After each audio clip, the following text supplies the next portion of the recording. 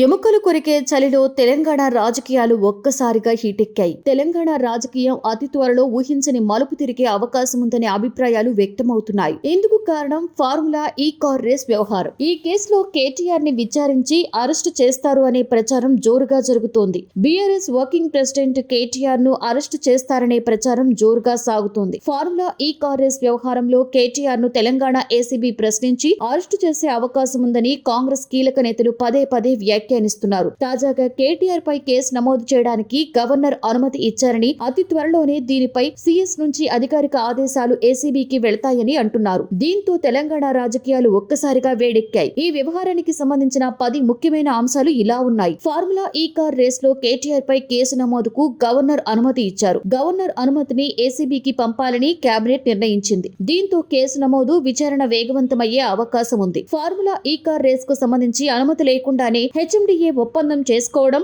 RBI అనుమతి లేకుండా 46 కోట్ల మేర విదేశీ కరెన్సీ చెల్లించడంతో పురపాలక శాఖ ముఖ్య కార్యదర్శి ఏసీబీకి ఫిర్యాదు చేశారు. ఇప్పటికే ఏసీబీ కేసు నమోదు చేసింది. డబ్బుల చెల్లింపు, కారు రేసు వ్యవహారంలో కేటీఆర్, అప్పటి పురపాలక శాఖ ప్రత్యేక ప్రధాన కార్యదర్శి అరవింద్ కుమార్, చీఫ్ ఇంజనీర్ పైన ఆరోపణలు ఉన్నాయి. కేటీఆర్ మినహా మిగతా అధికారులపై విచారణకు ప్రభుత్వం గతంలోనే అనుమతి ఇచ్చింది. కేటీఆర్ పై కేసు నమోదుకు గవర్నర్ నుండి అనుమతి కోరగా తాజాగా అనుమతి లభించింది. కేటీఆర్ పై కేసు నమోదుకు సంబంధించి అటార్నీ జనరల్ అభిప్రాయం తీసుకుని గవర్నర్ అనుమతి ఇచ్చారని సమాచారం. ఇదే విషయాన్ని మంత్రులకు రేవంత్ రెడ్డి చెప్పినట్లుగా తెలిసింది. కేటీఆర్ పై కేసు నమోదు అంశంపై చర్చ సందర్భంగా కీలక విషయాలు తెరపైకి వచ్చినట్లుగా తెలుస్తోంది. ముఖ్యంగా కేటీఆర్ ను అరెస్టు చేస్తే రాజకీయంగా నష్టమా లాభమా అనే చర్చ జరిగినట్లుగా సమాచారం. కేటీఆర్ పై కేసు, అరెస్టు వార్తల నేపథ్యంలో బీఆర్ఎస్ అలర్ట్ అయింది. ఒకవేళ కాంగ్రెస్ నేతలు చెప్పేదే జరిగితే ఎలా ముందుకు వెళ్లాలి అనేది కారు పార్టీ నేతలు చర్చించుకుంటున్నారు. కేసు, అరెస్టు కామెంట్స్ పై కేటీఆర్ ఇటీవల స్పందించారు. తాను దేనికైనా సిద్ధంగా ఉన్నానని, కేసులకి భయపడబోనని స్పష్టం చేశారు. కారు రేస్ కి సంబంధించి పూర్తి బాధ్యత తనదేనని, అధికారుల పాత్ర లేదని చెప్పారు. రేవంత్ రెడ్డి ముఖ్యమంత్రి అయ్యాక కేటీఆర్ ను టార్గెట్ చేశారని, రాజకీయంగా ఎదుర్కోలేక కేసులు పెడుతున్నారని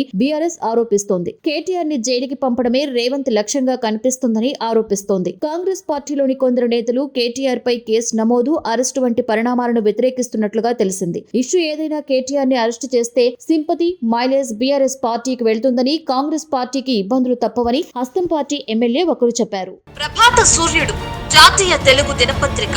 ప్రతి అక్షరం నిజం వైపు. నిజం దాగదు, వార్త ఆగదు.